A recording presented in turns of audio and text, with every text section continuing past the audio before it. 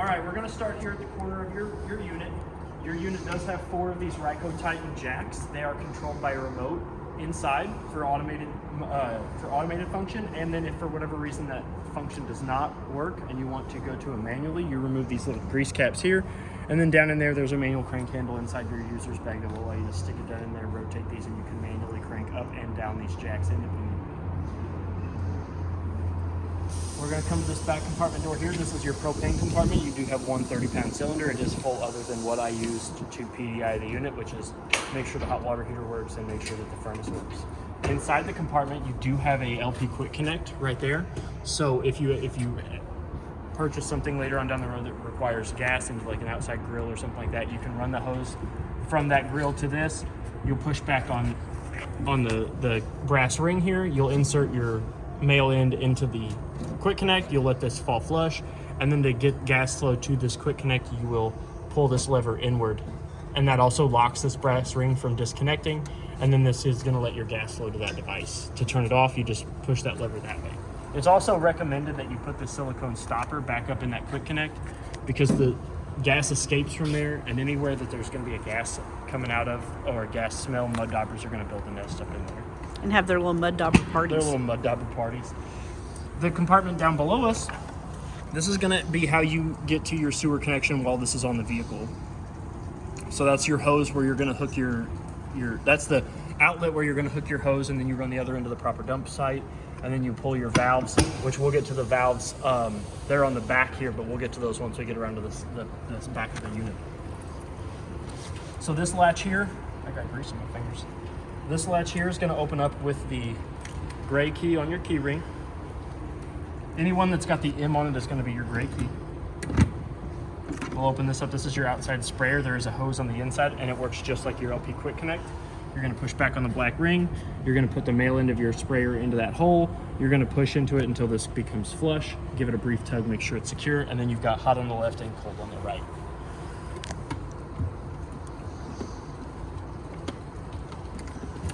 This is your 30-amp shore cord and its outlet. So how you're going to plug this in is you're going to make sure that this ring is all the way up against this base here, which it unscrews counterclockwise. If I can get my hands on it. So when you go to plug in or unplug, this is how you unplug. So you're going to screw it all the way back to the base. You're going to rotate it counterclockwise, and you're going to pull out. To plug it back in, you're going to meet. There's a little L-shaped prong there. You're going to line it up with that prong there. You're going to push it in. You're going to turn it clockwise, and you're going to tighten this ring all the way to the base of the outlet itself on the unit. What this does is it creates a nice tight seal, and it also keeps your plug from falling out, and it keeps anything from getting in there and shorting out your plug or your outlet. If you want to make sure that your unit is getting power, on the base of on the cover of the outlet, you do have a green LED that will show you that the unit is getting power. If for whatever reason your battery dies and you need to jump your unit, you can plug a jumper box up into this, and this will kind of, just like hooking up to your car to jumper cables, it'll help you jump start your unit. You do have 2 coaxials here, outside cable and outside satellite. So if you're taking this to a campground or a park that's providing either cable or satellite TV services, you can hook up from their source to either cable or satellite, and you can get those services on the inside of your unit. The compartment up here on the top, that is going to be your 751 key. That is one of 2 silver keys, but they are marked 751. This is going to open up back to the back side of the refrigerator, so that way if you have any issues with that, you can get into it that way. This compartment here is also going to be the gray key on your keychain. That's going to open up to a back storage compartment. On the corner here, we have again one of those 4 jacks that are going to help you lift this thing and lower it back onto your vehicle. We come around to the front here, you've got your battery disconnect, which right now it's in the on position, so the unit is drawing power from the battery, but when you're ready to store this thing for the winter, you can turn this to off and pull the key out, and it will cut the juice from your battery to the unit, so that way you can conserve the charge that's in your battery. Now, all 4 of your jacks are plugged into the unit through these outlets here. There's one on each corner. You do want to make sure that these are plugged in for your jacks to work properly. Down below that, you do have your cap light button. So if we hit this button and we look here at the front, You do have a strip of blue LEDs that run, so that way you can kind of see. Not only does it kind of look showy, but it'll also help you back your vehicle up underneath it at night if you need to. Underneath here is your 7-way. This is where the 7-way cord that you've got that's inside the unit is going to plug into this, and then that's going to run to your truck. And the best part of a neat part about this unit is that it's got a DC to DC battery charger on it. So when you plug your 7-way in, the power from your alternator is going to be converted to a battery, to power for your battery that is lithium, and it's in this compartment here, which we'll get to in just a second. You do have a saddle for that 7-way. If you do want to keep it plugged into this outlet, you can seat the other end of it up in here. And then speaking of battery and power and all that good stuff, so this is your lithium battery. Like I said, it is charged by the DC-DC charger, which is right here on the side. Now there is a control panel on the inside that'll show you how to operate that, as well as the owner's manual for that, so you can get a good read on how to operate that. I really recommend that. Because it gives you a lot of good information. It kind of tells you the different battery types and what the mode should be for the battery types that you have. This one's a lithium, so you'll want to read all of the instructions on that. And that, well, like I said, what this does is it converts the alternator power into power that's going to not overcharge your lithium battery when you've got it plugged in. Another important thing is your fresh tank drain. So in order to drain your fresh tank, you're going to open this compartment and you're going to pull that little black valve there up. Right now it is in the open position. You'll push it down. That's what it looks like when it's closed. That's how you're going to drain your fresh tank. Your water pump is this guy right here. And then in order to winterize it, you do have a line here, which I've got my hand on it right here. I don't know if you can see it. It's got a cap on it. This is what you're going to use to winterize your unit. This is what you're going to sink down into that antifreeze bottle. And then there is a valve. Is that it? Right there? Yes, right here. You're going to turn this to the upward position, and that's when you turn your water pump on, that's what's going to siphon it from the end with the cap on it for the antifreeze. We'll go ahead and close this again. This is the lock that's going to lock with that gray key on your keychain. Anything with the M on it. I'm going to try to stand up without hitting my head. I don't have that problem. So we do have your third jack as well as the outlet. If you, for whatever reason you do unplug these, you do want to make sure that this cap goes over this, just to keep anything from getting in there and rusting or corroding your jack outlet. But it's not going to hurt anything to just leave them plugged in. You do have your freshwater connection here. This is where you're going to fill your fresh tank at. You can just sit your hose and regulator in there. And I really recommend a hose regulator because it's going to limit the pressure that the water's coming out at. So a regulator is going to push it anywhere between 40 and 50 psi, and you really don't want anything higher than that because you run the risk of popping those little crimp rings and stuff off of your water lines and making a big old mess everywhere. Next to that is your city water connect, which is where you're going to hook that same hose and regulator to, and you'll never have to turn your water pump on or use the water in your fresh tank if you've got your city water connected. This compartment here is also a gray key. You do have 2 sets of keys. So you've got one for each person. We'll open this up. It's another side storage compartment that is actually also accessible from the bathroom. So you can actually get to this from the outside and the inside. You do have 2 speakers here connected to the stereo system that's on the inside of the unit. And if you do need to plug any sort of outside entertainment up, or lights, heater, whatever else on the outside, we do have an outside 110 outlet here that is protected by the GFCI circuit. You do have an awning here as well as an awning on the back. So the awning is controlled by a switch on the inside, and they do have 2 sets of lights, one on each arm, that is also controlled by the lights. You have awning 1 and awning 2. So awning 1 is going to be the back awning, and awning 2 is going to be the side awning. Next to that, you do have your furnace vent. You've got air going in the bottom and hot air coming out the top. So now this does get hot enough to scald you, like to burn your skin, and it does get hot enough to curl the hair on your arms. So if you've got your furnace running and you've got people outside playing around your truck or whatever like that, just tell them to avoid this. And another good buy for your furnace is mud dauber screens. They're 2 little domed vents that are going to sit over each one of these holes here, and it's going to keep mud daubers from going in. Remember I told you about the LP Quick Connect. Mud daubers love the smell of propane. They will go in there, they will build houses, they will build nests, they will invite their friends. The bigger area they can get to, the more mud daubers are going to go in there. Down below that, again, with your gray key, this is just a open door compartment that lets you get into the other side of your bed when this is on your truck. And wheel well storage, so you Yep. can store things in your wheel well while you're going down the road, or while it's on your truck. Yep, while it's on your truck, it'll allow you to get to your fourth and final jack, as well as its outlet down here. You do have 2 compartments here on the bottom step. Now this lock is different, so on you do have a lock key that is the CH545. That's what's going to unlock these 2-step storage compartments.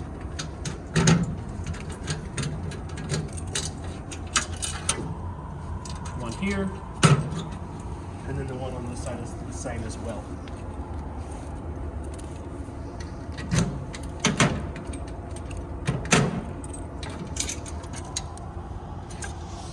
Now, this thing is a little bit low to the ground, so I can't flip down the lower step, but you do have a step that I will show you that will flip down when this thing is on the bed of the truck, so you do have an ease of access to get in. Up above the bottom step, you have your gray water holding tanks and your sewer outlet connection. So if I open this up, you'll be able to see in there is your gray tank and your black tank, as well as the gray tank valve, the black tank valve, and this goes off to that corner that I showed you that has that outlet where you connect your hose to.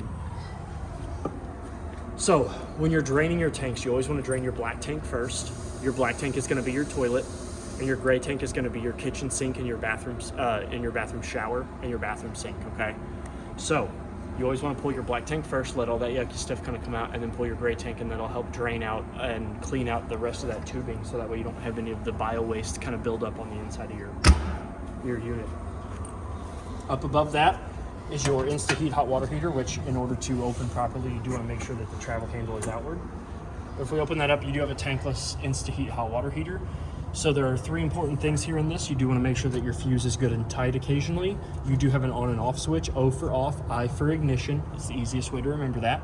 And then you've got your pressure release valve here. So what this does is if you want to see if you've got water going into your hot water tank, you can pull this. And if you've got water, you can see water kind of coming out of that little silicone tube right there, and that'll let you know that you're safe to light your hot water heater. You do have a light here that is motion censored, and it is on a switch, so it will go off. You can turn this off all the time, and you can turn it on, and it's got a motion detector, so it will go off, and then it will come on when it detects motion. Your unit is prepped for a Voyager Y-Sight backup camera, if you want to purchase one of those from us. And an important thing to know is that all your windows are those privacy windows, so they can be washed with water. I wouldn't use anything really too abrasive on them, but they can be washed just like the rest of the unit can, but they don't open all the way up and lift out. They only open just a hair. Your awning on this side does have 2 of those same lights, which we'll get to when we go in, what we're going to do right now. So I'm going to go ahead and flip this handle all the way over. We're going to go ahead and open up the door. Go ahead and come inside. First thing you're going to notice is you do have a fire extinguisher. Next thing's your remote jack for your control. jacks. Yep, and it attaches to this side of the wall with Velcro. Whoop!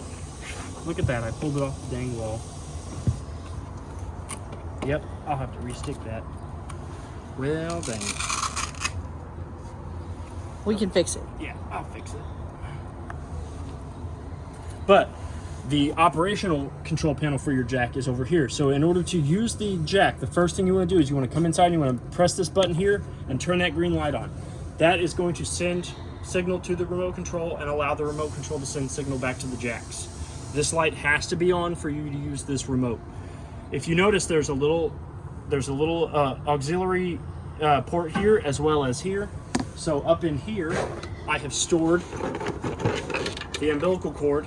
That this is wireless, so you do not have to have this plugged in, but if you don't want to run the risk of, if you don't want to worry about your batteries dying, you can just plug this cord in here. Oh, if my hands want to work. Does it recharge the batteries, Trey? I think so. Yeah. Yeah, it does, because they're just I think they're A23 batteries. I believe you're right. You're always right, Trey. No, don't say that. Don't say that. You're the man, Trey. Don't say that.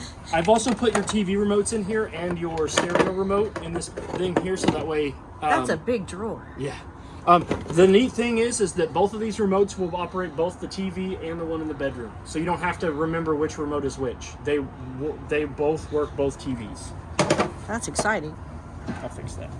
Now, the next thing we're going to get to is your 30 amp solar controller panel here. You also have your master GFCI outlet there with a test and reset button. So for whatever reason any of your GFCI outlets aren't working, come here and hit that reset button. It'll reset the breaker and you'll be able to, your outlets should start working again. You do have a dimmer switch. Now this dimmer switch is a little misleading. This dimmer switch only dims a light at the head of the bed. If you can see that it is on now, up there in the front headboard of the bed, and if I touch that, it's going to go off. Now if we hold it, that light will dim. And then if we continue to hold it, it will continue to brighten back up. I don't know if we can really get it from here. Yeah, I was afraid.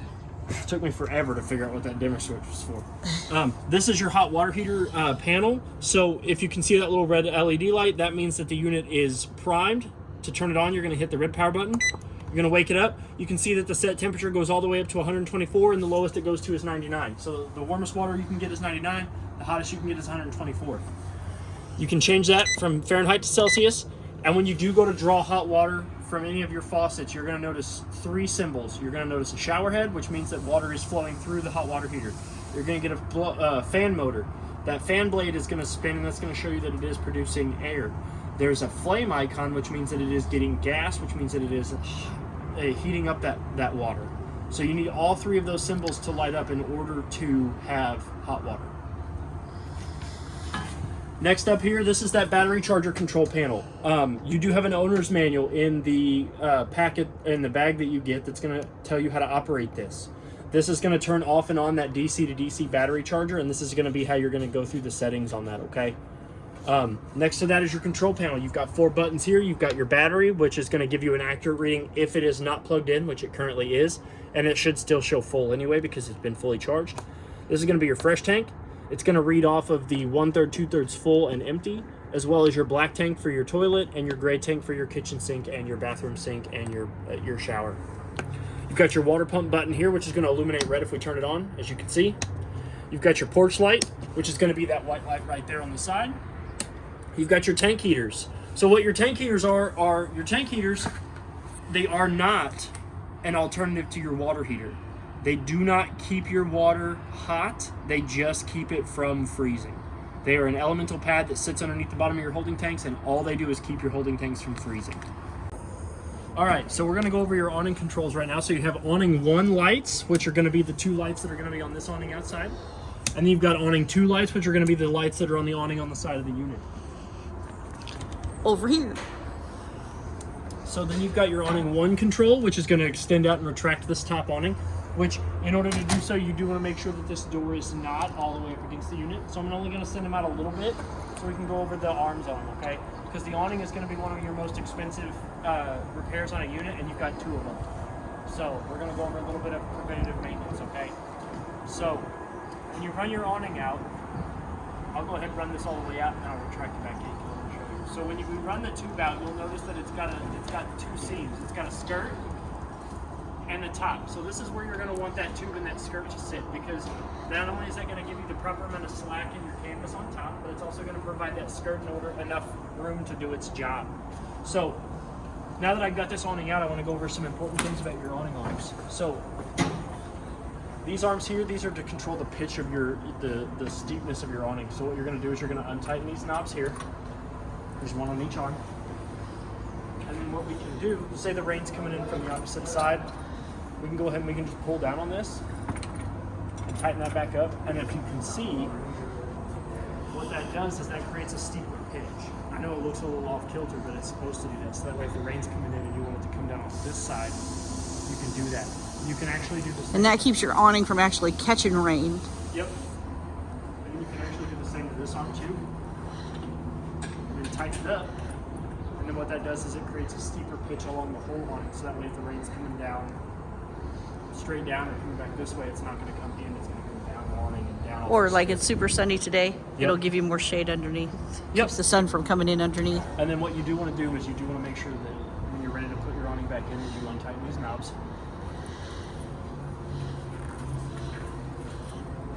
And they're spring loaded, so they'll want to go back to their original position. And then what you can do is you can retract button. Now, it's very important that you retract your awning, even if it's, you know, even if you're going to walk away from your unit for about 15-20 minutes, just bring your awning back in, people. Anything can do damage to these. A rough limb, a stiff breeze can kind of do damage. Wind is not your friend. Yeah, wind is not. So if it's a little windy, bring your awning back in when you're not using it. And all of this information I'm giving you about awning 1, it is also for awning 2 as well. So we went over all of this stuff. The next thing we're going to do, we went over the lights, we went over the awning switches. We've got the living room lights. So if I flip this on, you're going to see that it's going to turn on the 1, 2, the 2 lights above my head here. So you've got, and they are not manual, so they only run off of that switch. They do not have a push button in the center. One thing I wanted to tell you before we get on further is that you do have, I don't know if I can get it from up here. Let's see, can you pull that from down here? There we go. You do have storage up underneath here though, and that drawer does come out, and it is the length. You have to lift it up over the... It does, but it is long enough to fit a fishing rod in there. Ooh, very cool. So you can put the fishing rod in there and tuck it back in there, and you have plenty of storage over on this side. And then this just friction fits in there. It doesn't. There's no latch on it or nothing. It just tightly fits back into its position. So now we can come up into the unit. Now that we're done with all of that, we are going to go back to the storage compartments in front of us, though. Like I said, you've got your 2 pull-out drawers here. Deep drawers for storage. This one's got your umbilical cord and all your remotes in it. And then this one here does have a travel lock, which you do want to make sure is locked when you're ready to go anywhere with this thing. So once we undo the travel lock, we pull it out because it's a pull-out storage drawer. Pantry, very cool. But like I said, if you do not have the travel lock on it when you're driving around, you do run the risk of this thing coming out, sliding out, hitting your TV, because your TV is right above the kitchen sink. Which, if you're a little uncomfortable with that, you can move it to be a little bit more in the center. So but you want it locked in for travel. Yes, you do want it locked in for travel, which that is how it should be locked in for travel. Flat up against the wall as much as you can. And then that'll also give you access to your antenna booster, which that coaxial there is cable and satellite at the top, antenna at the bottom. And then in order to get antenna, you need to have that light on. Next to it, there's a little push button switch there that says light on is antenna, light off is for cable and satellite. But you also do need to, so you've got top outlet, light off for cable and satellite, bottom outlet, light on for antenna. And that's going to be throughout the entire unit. So if that light is off, you're not going to get antenna channels in the master bedroom either. Then below that, you do have a charging center, which has a 12 volt and 2 USBs. That 12 volt is actually your TV power source. And then underneath that, you do have your Jensen stereo, which does have the ability to play speakers on the outside. There's a white button on the left of that big center dial. I don't know if you can see that on the camera. You press that button there, that'll turn your stereo on. And then you've got Zone A and Zone B next to the big white power button. Zone A is at the top and Zone B is at the bottom. That's going to allow you to turn your Zone A speakers on, which are inside. Zone B speakers, which are the 2 on the outside. And then you can have those run simultaneously or independently. The center the big knob there is your volume control, and in the center is your seek and track buttons for your radio and CDs. The top button of that is your play and pause, and then the bottom button is Enter. So that's going to be how you select your settings. It does play CDs. It does have a CD player at the top with an eject button, along with your ASPS, AM, FM, disc, Bluetooth, USB, and auxiliary, because it does have a built-in USB and an auxiliary button there at the bottom. Next to that, you do have above head storage for your kitchen pantry, for like your pots and pans and stuff. Ooh, big storage. You do have a Magic Chef I almost called it a refrigerator. A Magic Chef microwave, spin top, just like the one at your home. It's got all the same functions and features. Below that is your Greystone vent range. Not a refrigerator. Not a refrigerator. And then your fan.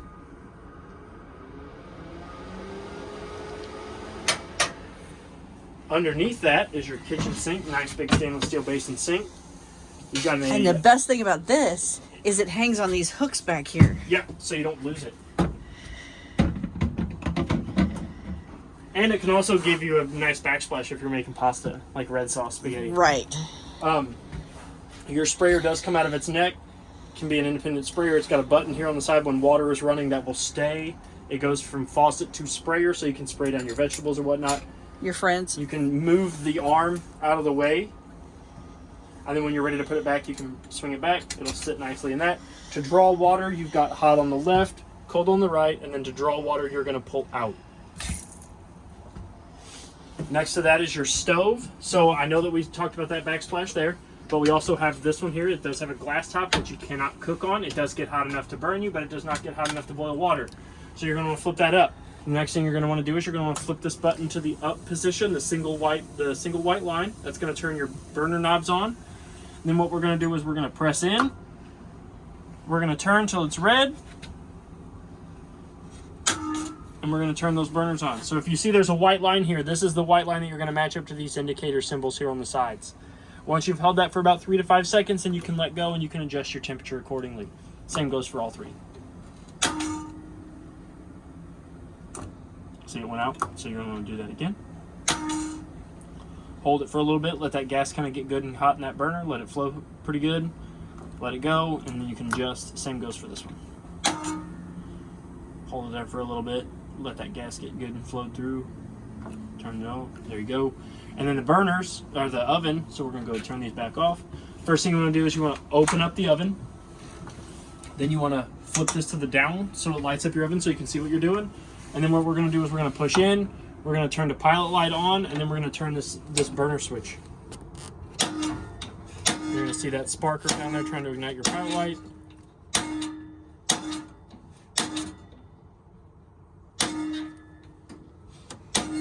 There it goes. There it is. Hold it for about 3 to 5 seconds, a little bit longer than you would do the burners, just to make sure that that pilot light and that thermocouple gets nice, good, and hot. Once we have it, oh, see, yeah, it went out.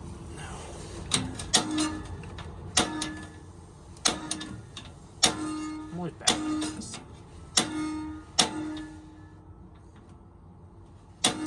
There it goes. So we'll sit there and hold it. This one usually takes about 10 to 15 seconds to hold in, just because it is getting a lot. It needs a lot more gas than the burners do up top to stay lit. So once we hold that for a little bit, we'll let go, and now we can adjust the oven. And watch what the burner does. Whoosh. Whoosh. Magical. Yep. And then I always turn it off, and then I always leave my door open for just a second, 5 to 10 seconds afterwards, just to kind of let any of that excess fumes kind of come out, so that way you don't have loose gas in your unit. Below the sink, you do have a nice, I like to call them like sponge drawer. Mm-hmm. Like scrubby drawer. Scrubby drawer. Below that, this is going to have all the extra HDMI cords, so you do have an HDMI port up underneath the, if you look where the light is in the kitchen, you do have a 110 outlet that's protected by the GFC outlet and a HDMI. So you can actually plug there's an HDMI cord in here. You can plug that into that and into the TV, and then your TV sound will work off of the stereo in the unit. Underneath the oven is where your 7-way, your outside sprayer, and your user's bag is at. This is going to have all your information and all your paperwork, all your installation guides, all your user's manuals for such as like the appliances, and as well as that DC to DC battery charger that's in the front compartment. Below that is your circuit breaker / fuse panel, which all of your fuses are labeled, as well as your breakers. And your fuse panel here has an LED feature in it with, if one blows, you can know exactly which one's blown because a little red LED will illuminate next to it. The most important breaker that you're going to need to worry about is this little 15 amp GFCI here, which should be this guy here. So if any of your GFCI outlets trip and the reset feature on this master outlet over here doesn't work, you can give this a flip, turn it all the way off, flip it all the way back on, and your GFCI should reset that way. So we do have storage drawer underneath the refrigerator, as well as some storage underneath there, like shoes, as well as storage underneath the step for more shoes. Up above, we do have a dual swing refrigerator. Oh, one thing I forgot. You do have a light switch here to turn on that kitchen light. Very cool. You do have a dual swing refrigerator. It is an ever chill, so that means that the door can open this direction, or both of these. Either the fridge and the freezer can open this direction, or you're coming in out of the bedroom and you want something to drink, you can open it from this direction. Now, try not to open it from both directions, because the door, if you try to grab both of these handles at the same time and unlatch them, the doors will come off. Or make sure that it's securely closed from this Yes. side before you open this Yes, side. and you'll know. Like if you leave it open, what I like to do is you can see these little knobs here. If those aren't pushed into this, then they're not securely closed. But as somebody who's done it numerous times, these do easily come off when you've got both of these handles grabbed and unlocked. Okay, so let's just try to grab one side at a time. I know if you're like me, even at home, I'll grab the side of my refrigerator to open it up from the other side. You like to hug your refrigerator. I do like to hug my refrigerator. It's my best friend. Does this have any controls or anything? Yep. We'll open it this way this time. So you do have controls here. If the 2 and 3 light are on at the same time, that's indicating that it is off. But 1 is going to be the lowest and 5 is going to be your coldest. And to turn that on, you're going to hold the set button for 5 seconds. Then it will go to its desired temperature, and you'll be able to cycle it that way. I always turn them off when they're sitting here after I'm done PDing them, so that way they don't draw too much charge from the battery if it gets unplugged for whatever reason. And then to turn it off, you hold that set button for 10 seconds. That's what I thought. Yep. You hold it for 10 seconds, and then the 2 and 3 light will illuminate, indicating that it is off. So your table here can swing out.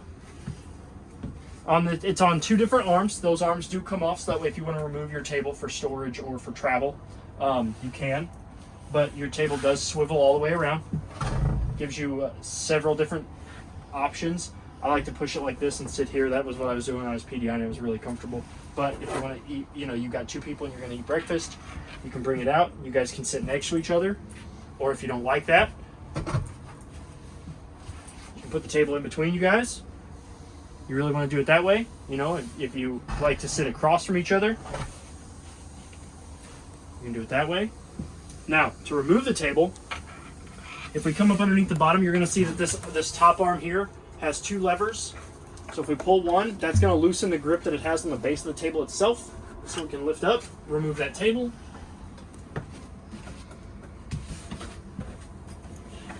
And then undo the other lever. Untighten that, and then we should be able to just lift this up and off. And then in order to get the bottom foot out, you're going to press on the silver button here, and you're going to rotate this whole column counterclockwise. See what this does is it's got a hole there, and it's got a foot at the bottom of it. So when you stick that in there, you want to line that foot up to that hole.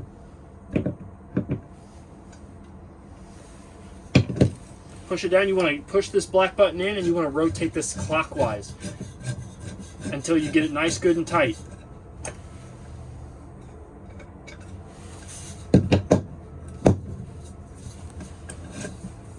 And then what you're doing is that foot will spin in that hole and catch, and then this will tighten around it, just like that. And then you can let go of this black button, and that black button keeps the teeth from coming undone. It's got teeth and gear system. It locks that gear in so this doesn't rotate on you while you're using it. But we'll get this into travel position, so we'll go ahead and remove that.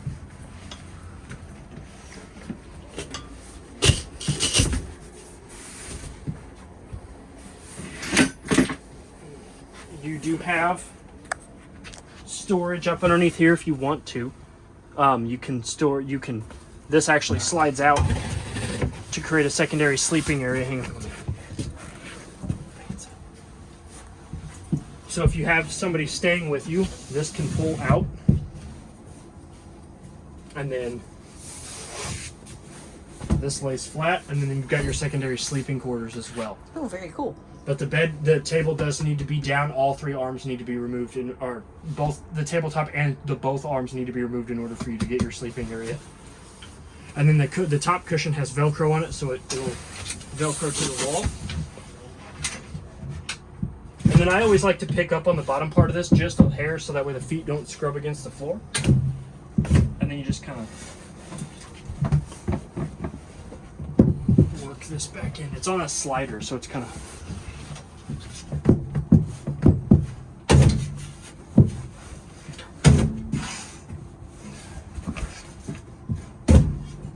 gotta work it back and forth since it's just wood on wood.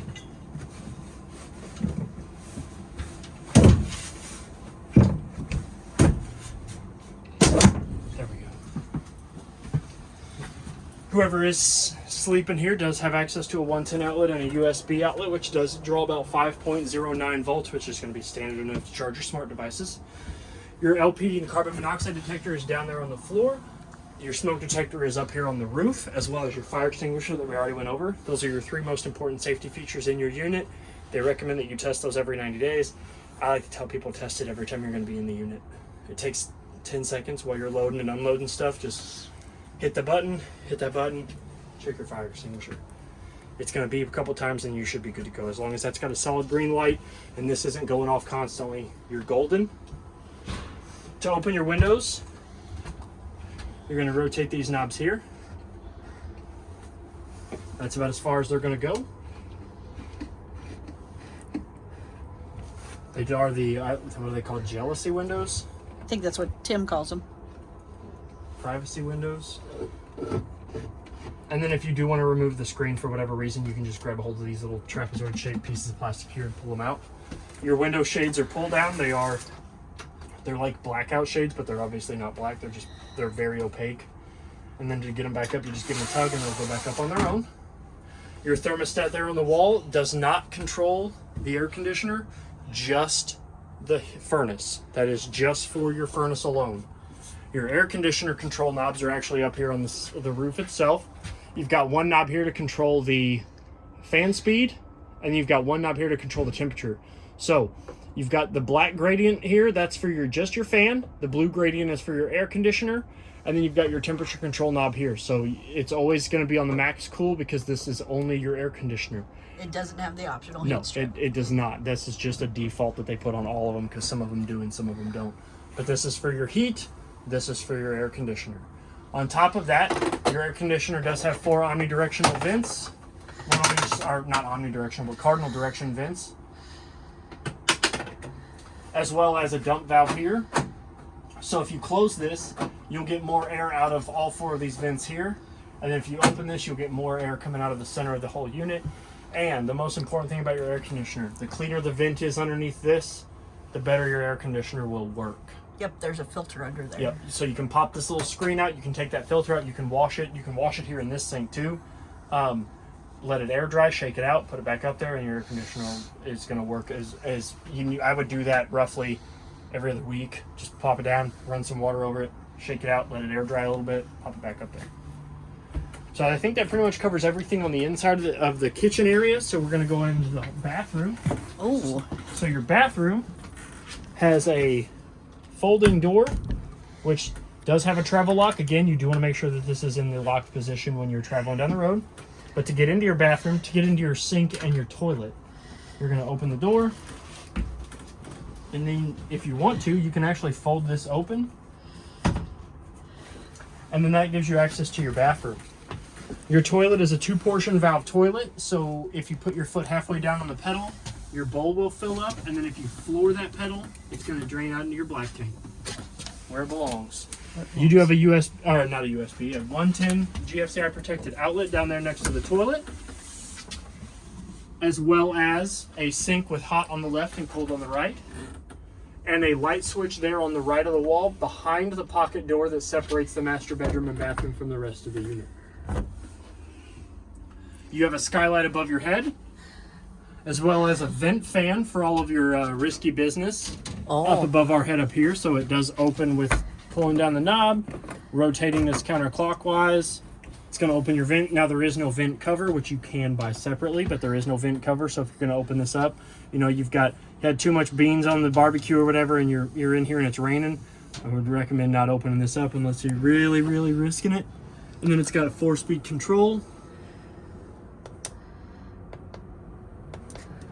and an off button.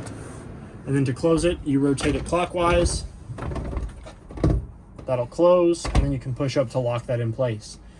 Also in your bathroom, you have plenty of storage there on the left-hand wall, as well as a same sort of window that was in the inside of the unit, the living room window. You got a sink stopper too. The sink stopper just should be a friction little stopper that fits in there. And the shade in your bathroom window is the same as the ones that was behind the couch in the living room. It just pulls down, and then to let it go, you just gently give it a tug and it goes back up. You do have a pocket door there that separates the bathroom and the master bedroom from the rest of the unit. So if you're trying to take a shower and you don't want nobody to see you, but you don't want to finagle with this guy, you can just close that door all the way up. Behind me is your shower. Ooh. Which again, you have a skylight in here so you can shower in the beauty of nature if you want. And if you look, I'm almost too tall to fit in this thing. You do have a shower head here with an on and off button up here, which cuts the flow from the shower head. So that way if you're boondocking it and you don't want to waste your hot water, you can just turn this off. You've got hot on the left and cold on the right, as well as the drain is down there. And the stopper is a threaded stopper that fits down in that, so that way you won't lose it. If you want to take a teeny tiny bath. Teeny tiny little foot bath. And then your door, I'm always bad about these, so pardon my my lack of aptitude here. But these doors here, you close them, and then to open them up, you pull towards yourself, which undoes this little latch here, which catches on this lip. So you've got like a little latch here on the door, this side. It'll catch here on the inside of that lip, and it's all spring loaded. So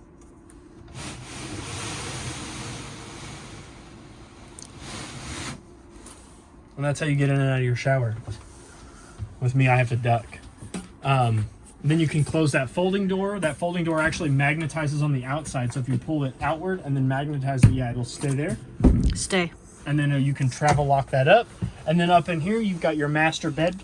Up in here, So that dimmer switch next to the front door that we talked about, there's a little LED light behind that center bracket there at the headboard that will illuminate that headboard up. That's what we were. And it does dim. So if you hold it, it will dim that, and then it will brighten it back up.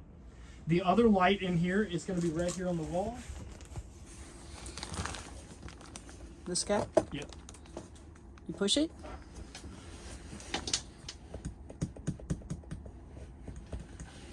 There it goes. I wasn't touching it the right way. As well as you have two sconces that are up there on the walls up there that have two modes as well. So the dimmer switch, if we hold that, where's it at? If we hold it, you can have mood lighting. If we continue to hold it, it'll brighten back up. Those two sconces on the walls, they have a blue light for like reading in the dark, and then, or just, well, I guess you don't want to read in blue light, but if you want to, find your phone or something in the dark, and then they have a bright white LED mode, as well as each side of the master bed does have a GFCI protected 110 outlet and a USB port outlet with two USB ports on it, which again pull about 5.09 volts, which is going to be standard enough to charge your smart devices, even if they are like a lightning charger or not. You do have two cubbies in the back side of either side of the master bed, so you can plug up like a CPAP machine or an alarm clock or put your smart device up there, as well as little cubby holes on the sides for more storage. Each one has a closet on each side of the master bed, as well as a bottom shelf for more snacks and candy. And then you do have a closet on that side. It opens up, it's a little closet, but it's got two pull-out drawers and a little small cupboard at the top. And then you have your TV up here on the wall on this side, which also is a 12-volt TV, which the 12-volt outlet, it's really hard to see, but the 12-volt outlet is up there on the far right of the wall over there in the corner. I'll move my big old hand out of your way. I did get a good shot of your hand. And that TV also runs off the same sort of TV services that the living room one does. So if you're only getting antenna in here, you're only going to get antenna in there. Or if you're only getting cable and satellite out in there, you're only going to get it in here as well. Like I said, you do have two sets of keys. I've got them here in my pocket. And then all of your user manuals and installation guides are going to be in that bag, as well as the remotes are going to be in this front drawer. And your 7-way is also going to be in that front drawer. Okay. I think that pretty much covers everything that we needed to go over about your unit. If you have any questions or concerns, please feel free to reach out to me here. My name is Trey at Parkland RV. Happy camping and good luck. Thank you.